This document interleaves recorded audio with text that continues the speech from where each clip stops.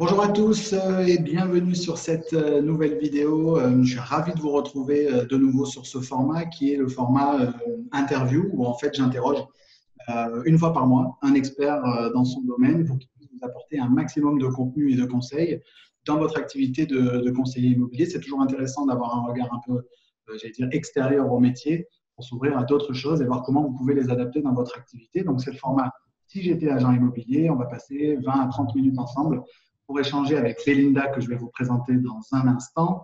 En attendant, je vous rappelle que vous pouvez toujours télécharger mon guide les 3 conseils pour multiplier par 2 votre rentrée de mandat exclusif. Je vous mets le lien autour de cette vidéo. N'hésitez pas à cliquer, vous laissez votre email et je vous envoie votre guide sur votre boîte mail. Voilà.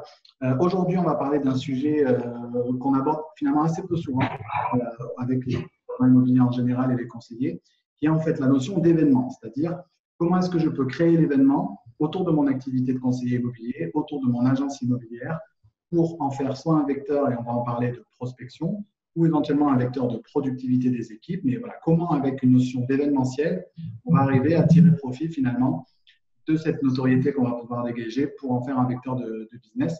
Et j'accueille du coup Belinda qui a une agence événementielle et de communication sur Paris, que j'ai rencontré récemment au travers des réseaux sociaux, la magie des réseaux sociaux. Je vais laisser Belinda du coup se présenter tout de suite, comme ça on peut en comprendre plus.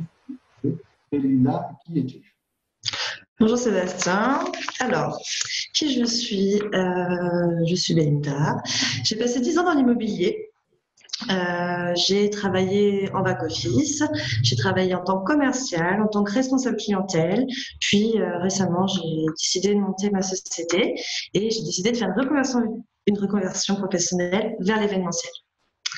Donc, pourquoi l'événementiel? Pourquoi l'événementiel? Parce que c'est quelque chose que j'ai pu faire pendant ces 10 années.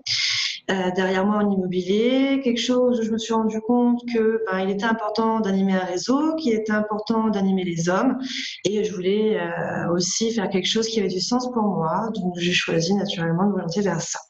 Aujourd'hui, ma clientèle est 90% immobilier, mais je travaille avec les hommes.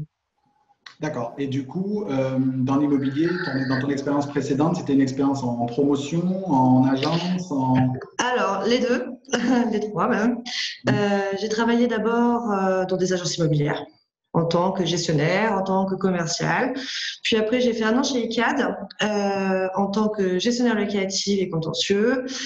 Et puis, j'avais envie d'avoir un peu plus d'aventure et je suis allée dans une autre société, chez Novaxia, qui a une société qui lève des fonds auprès d'investisseurs et qui investit dans l'immobilier. Donc, ça ratisse quand même large en termes de métiers de l'immobilier. On peut retrouver un petit peu tous les métiers à l'intérieur de cette société, des responsables de programme, des commerciaux, des back-office.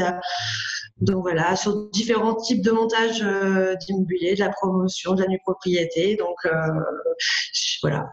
Donc on va pouvoir du coup bénéficier de ton expérience à la fois passée et de ton expérience actuelle. Donc ça va être super précieux. Pour rentrer tout de suite dans le vif du sujet, parce que je sais que tu l'as fait récemment, oui. Si on se positionne en tant que responsable d'agence immobilière, dirigeant d'agence immobilière, ou même à la limite en tant que conseiller, et parfois certains des conseillers qui nous écoutent sont isolés sur le terrain, quelle typologie d'événements je peux espérer créer pour du coup créer l'événement autour de mon activité? Alors, le dernier exemple que je peux te donner en date, on est en train d'organiser un vernissage dans une agence immobilière. C'est une agence immobilière qui veut fêter ses 3 ans, qui commence à être reconnue dans le marché, c'est une agence qui existe depuis 15 ans, mais qui a été reprise depuis 3 ans. Depuis 3 ans, ça y est, elle tourne, elle est connue, mais elle aimerait du coup aussi remercier et se faire connaître un peu plus par la mairie. Donc on s'est dit comment se faire connaître, comment donner envie de venir dans cette agence immobilière et de pouvoir prospecter autrement. Le hasard a fait qu'elle a rencontré une artiste lors d'une transaction. Elle a vendu sa maison et en discutant, elle lui a dit si tu veux, je viens exposer mes œuvres chez toi et toi, tu organises l'événement autour. Et c'est comme ça que ça s'est fait. Et nous, on s'occupe de lui préparer l'invitation, donc aux couleurs de son agence, qui correspond à la commune, parce que chaque commune a son ADN. Là, c'est pour la commune de Chatou, Chatou, c'est très familial, c'est conservateur. On ne va pas lui faire une communication youpi tralala. On va rester là-dedans. On a fait une communication pour une autre agence immobilière dans le 16e. La communication, il fallait que ça soit adapté. Donc on s'occupe de ça, on s'occupe de la pression, on s'occupe aussi de les distribuer. Les commerciaux sont chargés eux aussi de les distribuer, de faire du boitage, de prospecter, d'aller voir les commerces, d'aller voir la mairie. Parce que c'est quand même l'intérêt de cet événement, sinon ils n'en feraient pas. Et nous, on s'occupe bien évidemment de faire la déco, d'avoir des bons petits fours et du champagne pour faire chin-chin le jour J. Ok, du coup, ce qui est intéressant dans ce que tu viens de dire déjà, c'est sur l'objectif de l'événement. Tu dis déjà, l'idée, c'est de donner envie et de prospecter autrement. Et il ne faut pas s'y méprendre pour les gens qui nous écoutent, c'est qu'on est bien en train de parler de faire la fête et de faire de la simple notoriété. On est vraiment en train de parler de prospecter autrement, pour reprendre tes termes, c'est-à-dire comment est-ce que je peux effectivement utiliser mon ancrage territorial, et là, tu as parlé d'ADN de la commune, donc on est vraiment en train de parler d'ancrage territorial. Comment est-ce que je peux le mettre à profit pour prospecter de manière un petit peu différenciante. Donc là, ce qu'il faut, c'est déjà hyper important ce que tu viens de nous dire. Donc là, on est en train de parler de prospection. Du coup, vous avez fait toute la partie communication en amont. Les commerciaux ont pris le relais sur le terrain. Dieu merci, les commerciaux continuent d'aller sur le terrain. Et du coup, le jour J, qu'est-ce qui se passe? Le jour J, qu'est-ce qui se passe? On est là déjà pour accueillir les personnes.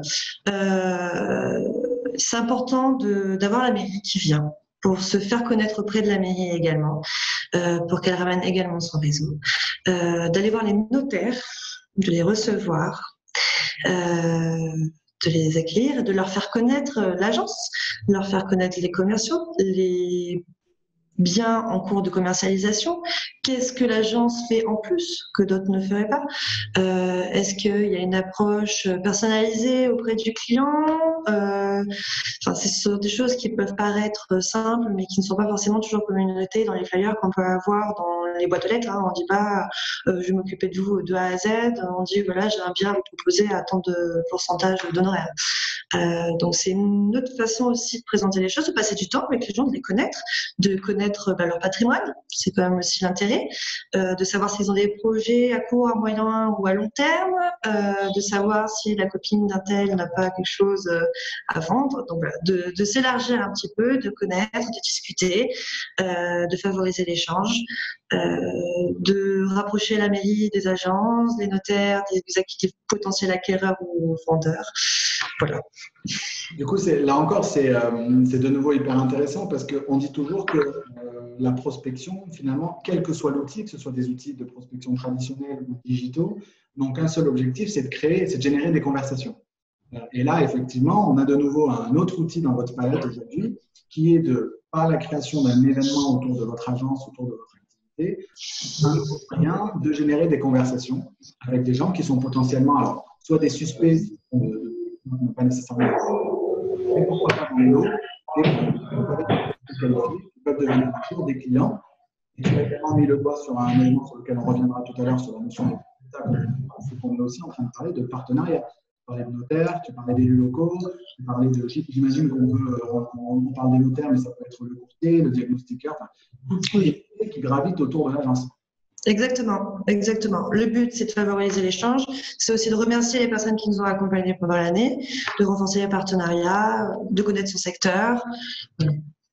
Donc là, on a parlé d'une typologie d'événements particulière qui est donc le vernissage.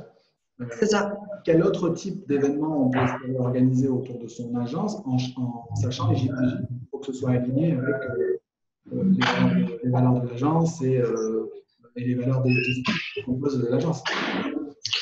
On peut imaginer, on peut imaginer des événements autres. Je sais qu'il y a d'autres agences qui créent une récurrence, qui créent l'événement dans leur agence avec une certaine récurrence en offrant un apéritif tous les vendredis soirs. C'est très simple, c'est 3 cacahuètes et un apéritif, mais voilà, ça donne envie à d'autres personnes de venir dans l'agence, par exemple. Toujours, j'imagine, dans cette logique d'apport de valeur, c'est-à-dire non seulement je crée l'événement, j'ai une agence qui est ouverte sur le monde, qui est ouverte sur mon territoire et qui en plus a une volonté qui est d'apporter de la valeur aux gens qui vont pousser la porte. Moi, j'échange souvent avec des patrons d'agences immobilières qui ont ce genre de réflexe-là, d'apéritif, de petit déjeuner à intervalles réguliers, etc. Mais avec la volonté aussi systématiquement de faire intervenir quelqu'un qui aurait des choses à raconter d'intéressant pour d'éventuels prospects. Exactement. Il ne faut pas perdre de vue dans cette logique d'apporter de la valeur. J'ai déjà organisé pour une agence immobilière qui était en train de se lancer une formation avec un avocat fiscaliste. Toutes les personnes, et ça fait accompagner aussi par un conseiller en gestion de patrimoine avec qui ils ont fait un partenariat parce que sur Paris, les montants d'investissement peuvent être tout de suite beaucoup plus importants. Et il y avait peut-être une quinzaine de personnes dans l'agence immobilière qui pouvaient échanger avec l'avocat fiscaliste et le conseiller en gestion de patrimoine en direct pour essayer de trouver une solution pour optimiser son épargne et son patrimoine. Donc du coup, du fil en aiguille, ils échangent, ils trouvent des solutions, puis après à qui ils vont s'adresser, à leur conseiller habituel pour pouvoir adapter les échanges à leur patrimoine. Donc du coup, ça crée aussi… Bien sûr, toujours faire jouer ce principe de réciprocité où quand vous allez apporter de la valeur à votre audience, quand vous allez apporter de la valeur à des prospects éventuels, ils seront beaucoup plus enclins à vous sélectionner comme étant un partenaire privilégié pour leur projet que si vous vous contentez de faire votre propre autopromotion. Et aujourd'hui, plus personne n'a envie d'être vendu. Les gens ont envie d'avoir effectivement du contenu qui puisse leur être utile. C'est ça crée la confiance. Voilà, exactement, ça crée la confiance. Si on revient sur la partie communication, si je suis moi dirigeant d'agence immobilière et que je veux faire appel à une experte comme toi dans ton domaine, au préalable, il faut que je m'y prenne pour créer un événement du type. Allez, si on va sur un événement de type vernissage, de type soirée, soirée Beaujolais, galette des rois, etc. Mais si on veut faire quelque chose d'un peu à la fois qualitatif et faire déplacer les gens en nombre, combien de temps à l'avance? Il faut minimum un mois. Il faut minimum un mois. Pourquoi? Parce que pour que les choses soient bien faites et assurer qu'il y ait du monde qui vienne, un événement sans personne, ça sert à rien, c'est de l'argent mis à la poubelle. Donc il faut aller sur le terrain, il faut distribuer les invitations, il faut créer l'événement. Moi, je suis là pour gérer la logistique. Donc je vais avoir 15 jours pour faire les visuels, pour échanger, pour bien comprendre le client. Mais les 15 jours suivants, c'est pas moi qui vais bosser, ça va être mon client. Donc je dirais minimum un mois. Avant, ça sert à rien de manière les personnes vont oublier. Donc on va leur envoyer, leur donner le flyer, leur en parler. Dans un mois, ils vont oublier. Donc pendant 15 jours avant l'événement, faire la promotion, c'est bien. Voilà. Donc je dirais un mois avant. Ok. Sur la promotion, donc là tu parlais de marketing, j'allais dire direct avec des flyers, etc. Est-ce qu'il y a d'autres choses qui sont en parallèle sur le digital? Les réseaux sociaux, bien évidemment.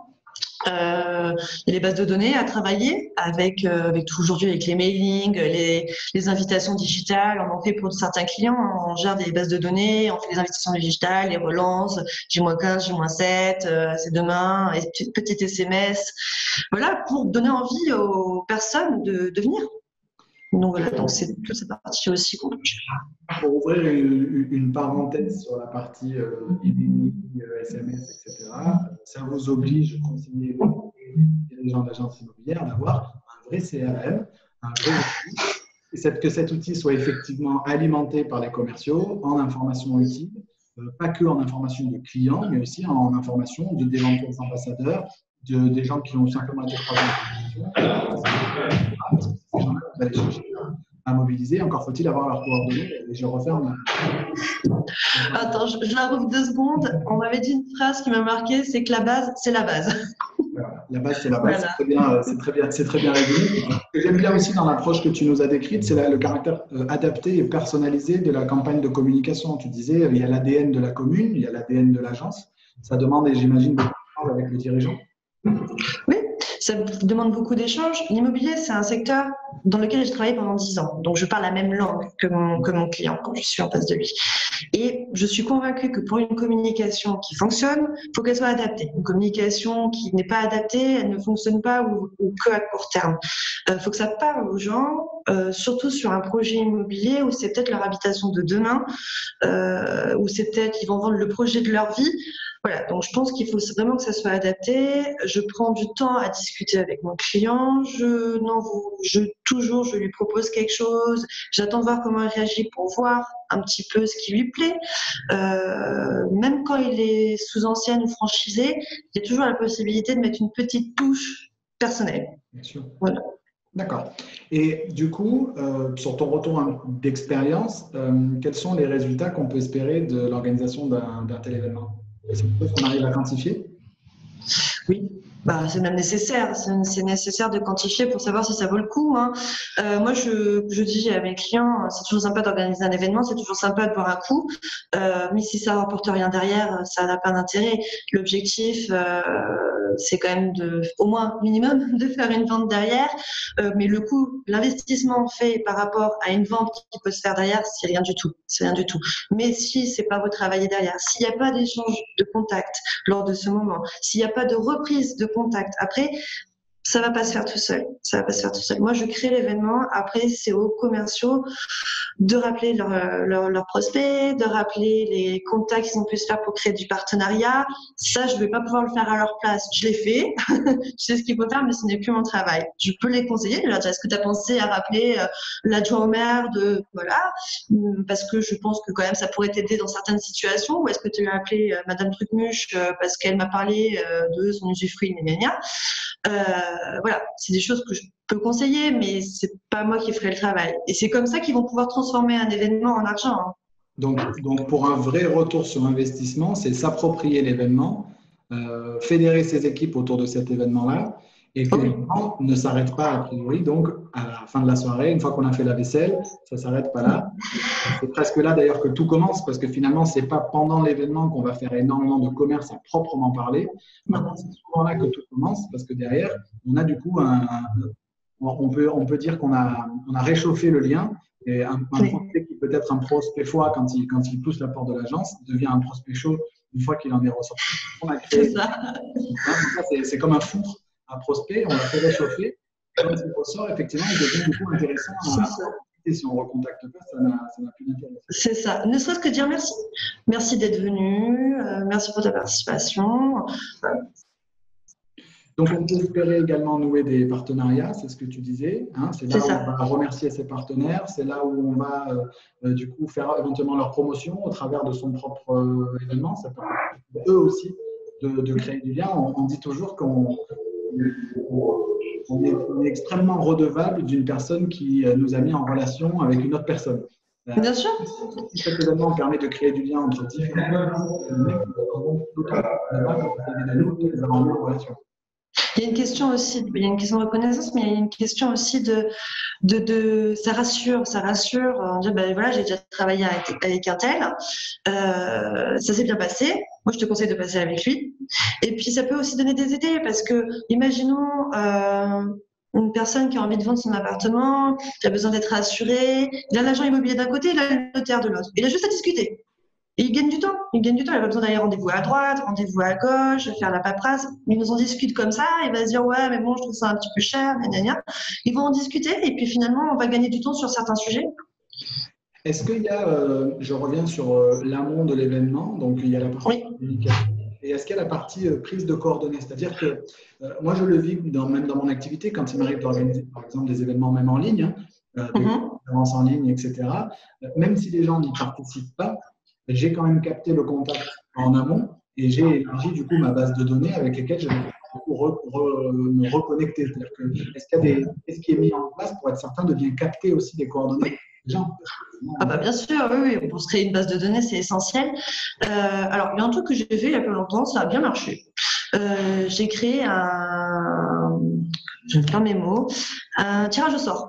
Ouais. Un tirage au sort, nouveaux habitants, vous pouvez pas venir, retournez-nous votre bulletin, et il y aura un petit cadeau. Vous déposez-le à l'agence, ça permet aussi à la personne de venir et de découvrir l'agence, hein.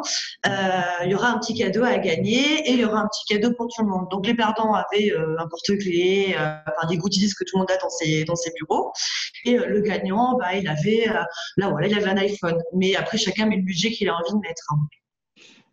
Du coup, ça me fait penser à un agent immobilier je vais le citer et je le taguerai sur les réseaux sociaux sur cette vidéo, qui s'appelle Yann Cahill, qui est dans le quartier des Batignolles à Paris, qui vient de renommer son agence du nom de Batignolles Immobilier, ça tombe bien, et qui a surtout créé une communauté du coup, qui s'appelle I Love Batignolles, et il a lancé en fait une communauté en parallèle du changement de nom de l'agence. Il a créé l'événement non pas autour de la réouverture ou du changement de nom de l'agence, mais il a créé l'événement autour de la création de cette communauté-là, avec effectivement des goodies, comme tu disais, et avec une vraie démarche de prospection pour aller non pas flyer pour dire coucou, on est là, mais flyer pour dire il y a une communauté qui est en train de se créer, venez chercher vos goodies si vous êtes attaché à ce territoire, venez chercher votre mug, votre t-shirt, votre portefeuille, etc.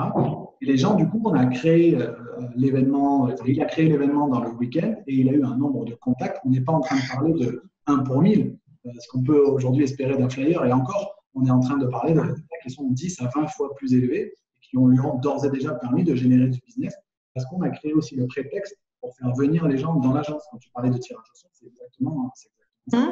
C'est malin. Il y a plein de grandes enseignes d'ameublement qui sont devenues spécialistes. Venez chercher votre théière, venez chercher votre… Et vous vous déplacez pour chercher, puis une fois que vous êtes dans l'agence, vous sortez. Donc, sans aller à cet extrême-là, l'idée c'est bien ça, c'est de créer la rencontre et de trouver une approche, toujours par l'apport de valeur, qui va permettre de créer la rencontre. Et après, une fois que le lien est créé, les choses sont tout de suite beaucoup plus faciles. C'est ça. Ok. On a parlé de communication événementielle à l'externe, et c'est hyper important, je reviens dessus, comme vous dites, des agences immobilières qui soient ouvertes sur le monde, vous savez, ces portes fermées, là, on ne voit pas bien ce qui se passe à l'intérieur. Voilà. Apprenez le réflexe finalement d'ouvrir les agences sur votre territoire parce que vous êtes de vrais experts d'hyper proximité. J'étais à Paris la semaine dernière sur le salon Rent, il y a pas mal d'études qui nous ont été présentées et ce que les vendeurs et les acquéreurs valorisent le plus chez un agent immobilier, c'est sa connaissance du marché local. C'est d'hyper proximité. Donc, vous faites un métier d'hyper proximité, vous devez créer un événement qui soit d'hyper proximité, très adapté à votre ancrage territorial. Si c'est un vernissage, parce qu'on est sur un territoire qui le soutient mieux, tant mieux. Si on est sur des événements qui sont beaucoup plus simples, parce qu'on est sur un territoire plus populaire, etc., peu importe, tant qu'on a effectivement cette démarche qui est adaptée à notre territoire, et c'est ce que les gens vont valoriser en premier. Donc là, on est sur l'événement de type, je vais dire, événement externe. Dans les autres événements, on va parler de 2 autres typologies d'événements, dans le créer l'événement. Autre typologie, c'est l'agence qui va soutenir un événement. C'est-à-dire, ce n'est pas une agence qui crée son événement, mais qui va aller au soutien et au relais de communication d'un autre événement. Et dans ma tête vient tout de suite des événements de type caritatif. Ça se fait de plus en plus aussi. Est-ce que c'est des choses que tu as déjà vues, toi, sur le… Oui. Alors, le plus récent que je peux te citer, c'est il y a quelque chose qui s'organise souvent sur Paris, c'est les foulées de l'immobilier, où c'est Dauphine, donc les étudiants, qui pour avoir de l'argent, organisent dans le bois de Boulogne les foulées. Donc, il y a toutes les personnes de l'immobilier qui s'inscrivent, donc c'est payant, et courent 10 km, et l'argent va à l'université. Donc là, c'est pas caricatif, mais c'est quand même pour aider les étudiants à avoir un peu plus de moyens pour pouvoir développer leurs projets en interne. Là, en ce moment, il y a Octobre Rose. Oui. Pour la lutte contre le cancer. Beaucoup d'agents immobiliers sont en train de s'engager. Exactement. J'ai une petite équipe, ils sont 3, mais 3 coureurs qui, pareil, participent. Et c'est une manière de faire du bien en se faisant connaître. Donc, c'est ça, c'est finalement d'utiliser sa notoriété, toujours cet ancrage territorial, et cette fois non pas pour sa propre promotion, mais pour la promotion d'un événement qui nous tient, qui permet en termes de communication de communiquer aussi les valeurs de l'entreprise, qui sont des choses grâce auxquelles on peut créer vraiment du lien avec notre communauté. C'est ça. Je connais aussi des agences qui soutiennent une entreprise le slogan, je crois, c'est un client acheté, un arbre de planter. Okay. Donc, ils travaillent avec eux, ils payent plus cher leur stylo, mais voilà, ils sont contents de participer. Ils ont le petit logo sur le site internet, mais voilà. Bon, il y a plein d'idées. Si vous regardez sur la chaîne, je parle régulièrement de l'engagement sociétal de l'agent immobilier, donc je vous invite à creuser cette thématique pour prendre conscience de l'impact qu'on peut avoir en tant qu'acteur de l'immobilier sur notre territoire.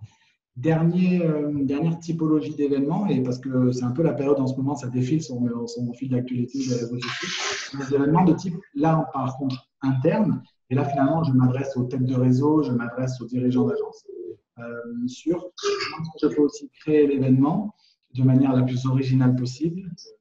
Soyez originaux, s'il vous plaît. Comment est-ce que je peux créer l'événement autour de la communication du coup, interne à l'entreprise comme vecteur là, de productivité des équipes ou en tout cas de cohésion des équipes? C'est un truc que tu fais toi aussi.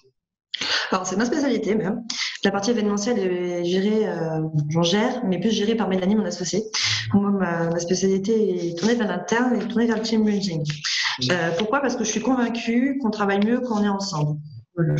Je pense qu'on est meilleur à plusieurs et que favoriser l'échange, favoriser la cohésion, se faire confiance, c'est aller dans le même sens. Et quand on va dans le même sens, généralement, on est meilleur, on fait plus de performance, on se soutient, on s'aide, on se marche pas dessus.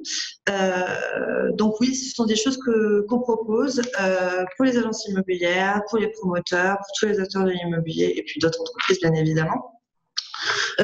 Puis c'est quelque chose il y a une vraie prise de conscience en ce moment autour de cela.